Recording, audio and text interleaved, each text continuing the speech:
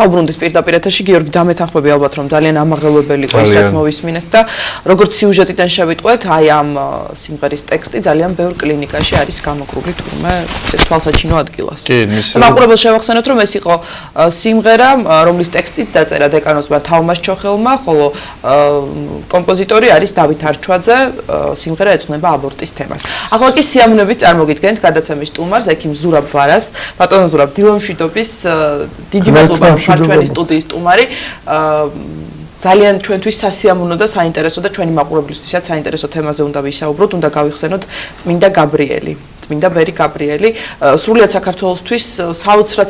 საყვარელი წმინდანი. ვიდრე მოხდებოდა მისი წმინდანად შერაცხვა, იმდენად სტიქიური იყო თაყვანისცემა ბერი გაბრიელისადმი, რომ აი ცხადი იყო, რომ ის დღეს თუ ხვალ წმინდანი გახდებოდა. არ იყო მანქანა, ტრანსპორტი, საზოგადოებრივი თუ კერძო ოჯახი, სადაც არ იყო მისი სურათი. და არ თხოვდნენ მეუხებას ღვთის წინაშე. და 22 თებერვალს ვიცით რომ უკვე წმინდანად შერაცხულია იგი წმინდა სინოდის მიერ და მოხდება მისი საფლავის გახსნა. ვიდრე კონკრეტულად ვისაუბრებდეთ მის ბოლო წლებზე, მისი სიცოცხლის ბოლო წლებზე და ჩვენ ვიცით რომ თქვენ მისი ექიმი ბრძანდებოდით და უშუალო შეხება გქონდათ სწორედ აი ამ ბოლო წლებში. აი იქნებ გაიხსენოთ პირველი შეხვედრა მამა გაბრიელთან. რა იფიქრეთ მასზე, როდესაც პირველად ნახეთ, როგორი შთაბეჭდილება დატოვა? როდესაც ეკლესიური გავხდი, ეს იყო მისი უწმიდესობის აღსაყდრების შემდეგ, დაიწყე სიარული სიონის ტაძარში და სიონის ტაძარში ხშირად მინახავს ხოლმე მოსული. მაშინ არც კი ვიცოდი მისი სახელი, მაგრამ გამოირჩეოდა თავისი გარეგნობით, ჯერ ჰქონდა არაჩვეულებრივი კეთილი თვალები, შესამოსელი ჯვრები ხატები, რომელიც გულზე ეკიდა და იმ წუთში ექცეოდა ყურადღების ცენტრში და ყველას თხოვდა ლოცვას, კურთხევას, ყველას ლოცავდა, ზოგჯერ იდგა გარინდებული და ტიროდა ხატების წინ, ზოგჯერ ბრაზდებოდა რაღაცაზე და ხმამაღლა შეჰყვირებდა ხოლმე კიდევაც და ცოტა შიშის მომგვრელიც იყო, იცით, უცნაური ადამიანი იწყებს ეკლესიურ ცხოვრებას და ესეთი რაღაცას ხედავს, ეს ძალიან შთამბეჭდავი იყო, მაგრამ რომ დავინახავდი ხოლმე, რომ მოვიდა მიხაროდა და ყველა რომ მირბოდა, მეც ვცდილობდი, რომ ვახერხებდი, რომ ურიგოთ მიმძრალიყავი და მისი ლოცვა კურთხევა ამეყო და იცოდა ხოლმე, იცით, რაღაცნაირად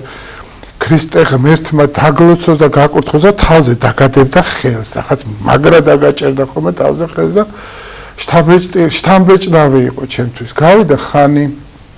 გავიგე რა თქმა უნდა, რომ ეს იყო ბერი გაბრიელი. და ეს იყო 90-იანი წლების ბოლო, ეს იყო 94 წელი, როდესაც გაბრიელ ბერს მოვიდა ქვედაკეთურის ტრავმა.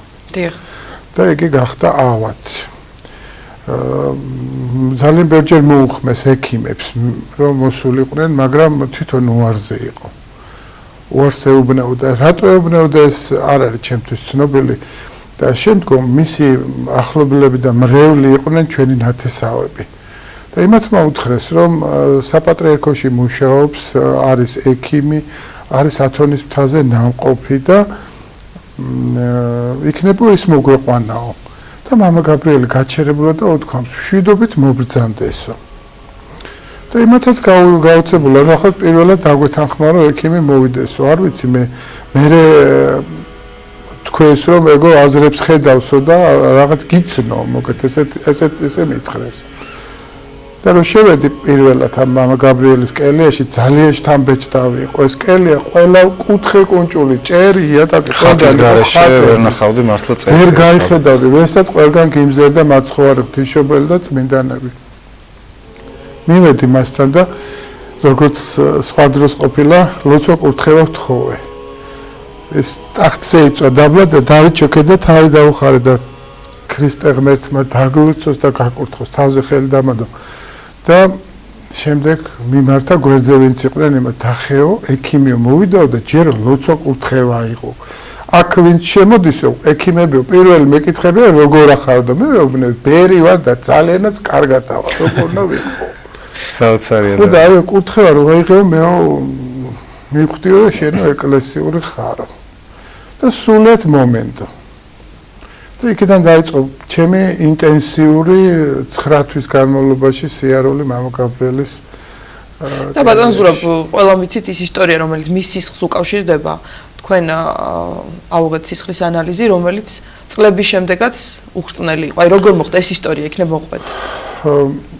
ეს იყო პირველი ჩემთვის ძალიან თვალნათელი ხილული სასწაული, რომელსაც მივადექით, აი მეცნიერებისა და რწმენის შეხვედრის წერტილი. მამა გაბრიელისთვის აუცილებელი იყო სისხლის ანალიზის გაკეთება და ყველა მეუბნეოდა რომ სისხლს არ აგაღებინებს ეგო და მე ვთხარი ვთხოვ მეთქი და ვთხარი მამა გაბრიელ სისხლი უნდა აგიღო მეთქი რათა მეუბნებაზე უნდა გამოგეკოლოთ ღვიძლის ფუნქცია ჰემოგლობინი როგორ აგ მე თქვენ ჰემოგლობინები სულ არ მაინტერესებს ესე თქო მე მაინტერესებს მეთქი ვთხარი ხო და თუ გაინტერესებს შენ გამაიღე და გასინჯეო მე ვთხარი მამა გაბრიელზე მოეფერე ხელზე და მამა გაბრიელ მეთქი შენ ახლა რამე მოგივიდეს მეთქი ღმერთი დამსჯის მეთქი და ძალიან აკითხო შენი გულისთვის ღმერთს ჩემთას ნუ დააჯერებ და ხერა მითხრაო აი ღეშულო და გამაიღე რამდენიც გინდაო სისხლი ხო და დამემორჩილა გავუკეთე ავიღე ეს სისხლის 10 გრამი გამოუკვევენიდან და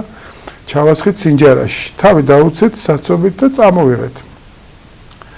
და ვისაც მოკონდა ხელში ვისაც ეჭირა ეს სინჯარა გაუცბად გაუვარდა ხელიდან მანქანაში რომ მოვდივარ თბილისისკენ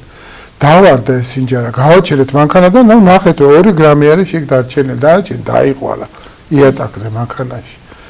ძალიან შევწუხდეთ მოკლედ რა ვიყო ხო ვინ მივა მეორეთო როგორ ვეტყვი რომ კიდე გამომაღებინე ეს სინჯარა დამეკცა მეთქი გამორიცხული იყო წავიღეთ ეს სინჯარა და ვფიქრობთ ხა იქნება გამოვიდეს ანალიზი ნუ მივიტანეთ და გითხრეს 2 გრამი საკმარისი არ არის არ გამოვა ამისგანო ვერ გავაკეთებთ დაუცავი და მე ვთქვი მოდი გავიკითხოთ მეთქი თბილისში სადმე იქნება მიკროანალიზი კეთდება და არ ჭირდება 10 გრამი რომელიმე ლაბორატორიაში მეთქი და კარგია მე შევინახავ ის ჩემი კოლეგა იყო შეინახა ეს სისხლი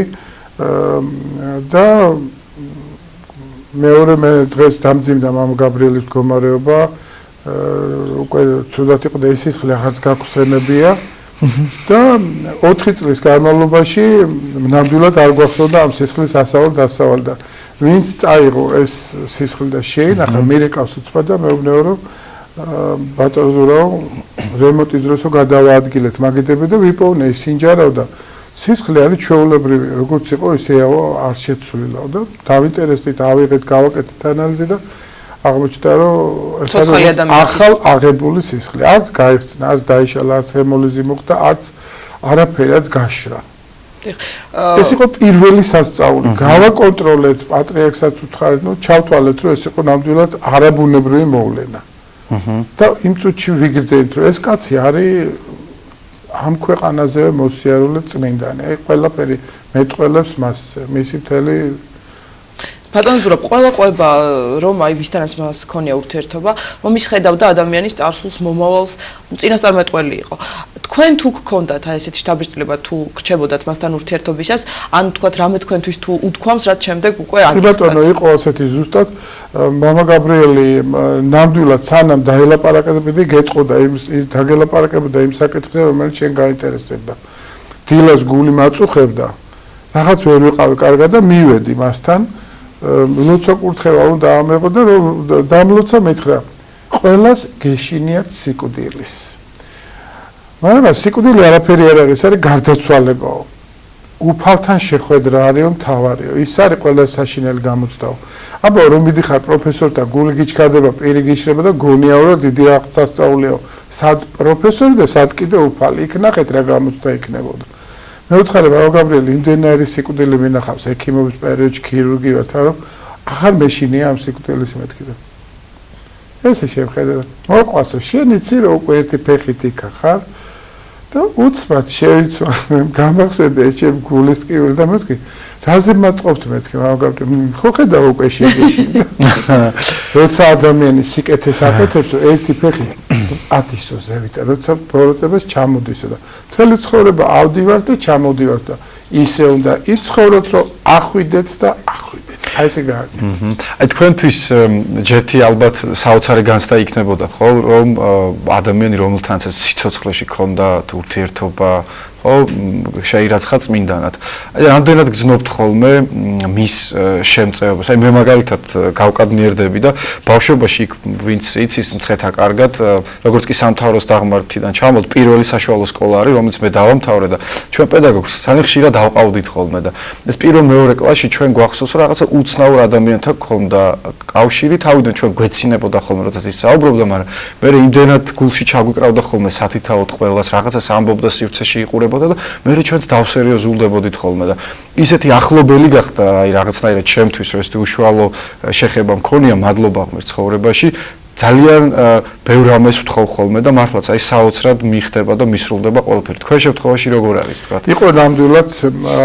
არა ერთხელ, მაგრამ ჩემთვის ყველაზე განსაკუთრებული და შთამბეჭდავი იყო გასული წლის მაისში ჩემი მეუღლე ყავად და მე ძალიან ესეთი ამ დროს ჩემ დასაც რაღაც ძიმე პრობლემა შეექმნა ერთ დღეში მოხდა ყველა ცუდად გახდა და ძალიან შევწუხდი უკვე რა გამეკეთებინა აღარ ვიცოდი და ვთხოვე მამა გაბრიელ დამეხმარე აი დავიპრესე მეთქი პირდაპირ ესე ვთხოვე კაცურად ესე ვთხოვე იმ ღამეს მე მქონდა არ ვიცი სიზმარი იყო თუ ხილვა იმიტომ რომ როგორ გამოვედი იმ სიზმრიდან არ მახსოვს აი გაგრძელებას ავით იყო მამა გაბრიელი იყო მოსული წყალი მთხოვა და მე უთხარი მოუტანე მაშინე დალია და დამლოცა თავზე ხელი დამადე როგორც იყო დამლოცა და რომ გამოვიღვიძე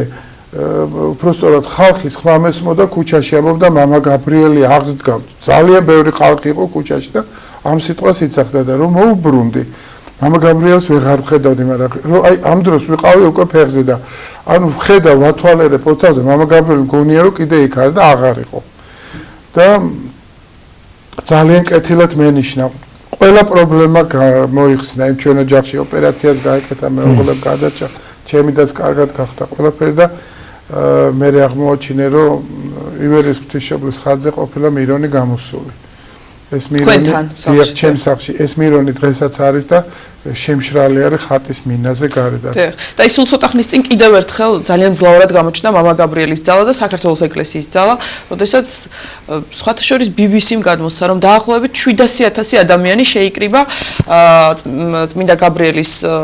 საფლავზე ახალწლამდე რამდენიმე დღით ადრე ჩვენ გვახსოვს. ეხლა ვთქვათ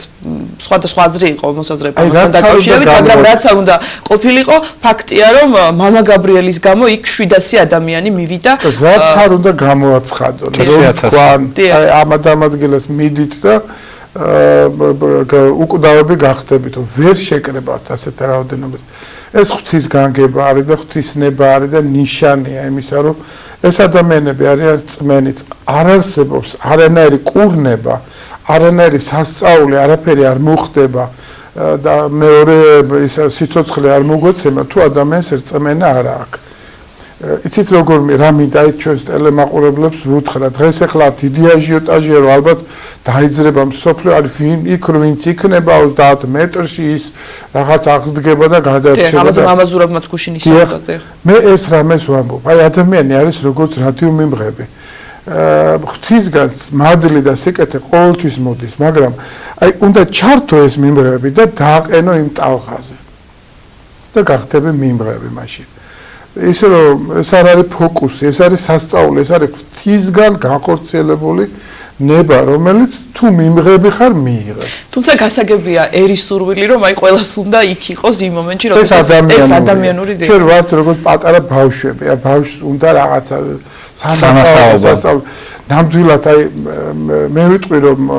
თუ არ არის აუცილებელი რომ მე იქ ვიყო, აი საფლავის გახსნაზე არ მივალ, ეს არ არის სანახაობა, რომ უყურო ეს პროცესი როგორ ხდება. გაკონტროლდება ოპერაციას და ესე ქაოტურად არ მოხდება ხალხის. მადლი, რომელიც მამა გაბრიელს აქვს, ტაძარში რო იქნება დაკრძალული, იქაც იქნება და სულ არ მიყვიდე. ქრისტეს საფლავზე მისვლა აუცილებელი არ არის, სადაც ილოცებ ქრისტესთვის იგი იქ იქნება. შენთან თვითონ გეუბნება უფალ და აქედან გამომდინარე მე ვამბობ ძალიან მშვიდად წყნარად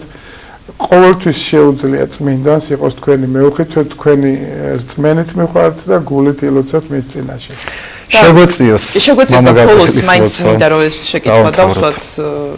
დრო აღარ არის, მაგრამ აი არის საზოგადოებაში ისეთი კითხვა, რატომ ხსნიან მამა გაბრიელის საფლავს, რატომ აწუხებენ და ასე შემდეგ. აი მათაც გავცეთ პასუხი, ვისაც ასეთი შეკითხვები აქვს. მამა გაბრიელის საფლავის გახსნა არის იმ მოტივით გაპირობებული, რომ ეკლესიას მიაჩნია, რომ დიდი პატივია სამთავროს ტაძრის შიგნით ადამიანის დაკრძალვა და მამა გაბრიელი როგორც დიდი სასულიერო მოღვაწე და წმინდანი ღირსია იმისი რომ მისი ნეშტი და მისი წმინდა ნაწილები განისვენებდეს სამთავროს ტაძრის შიგნით და იქ კონდეს მომლოცველებს საშუალება ჩვენ აბსოლუტურად წყნარად და მშვიდად უნდა უყურებდეთ ეკლესიის ეკლესია წყვეტს ამ საქმეს ეკლესია არ არის რაღაც ჩვეულებრივი ორგანიზაცია ეკლესია მუშაობს და აზროვნებს ღვთისნებით და ღვთისგანგებით ასეთია ღვთისნება და უკეთეს ადგილას და უფრო პატივსაცემ ადგილას გადაბრძანდება წმინდა მამა გაბრიელი იმ ტაძარში რომელშიც თვითონაც მოღვაწეობდა და რა თქმა უნდა ბატონ ზურაბ ძალიან დიდი მადლობა იმ ძალიან ემოციური იყო ეს უშუალო შეხება გაიხსენეთ მასთან და ალბათ ის დეტალები რომელიც ჩვენი ტელემაყურებლის ყოველთვის უმრავლესი ნაწილისთვის უცნობი იყო შეიძლება როდესაც პირადად იცნობ წმინდანს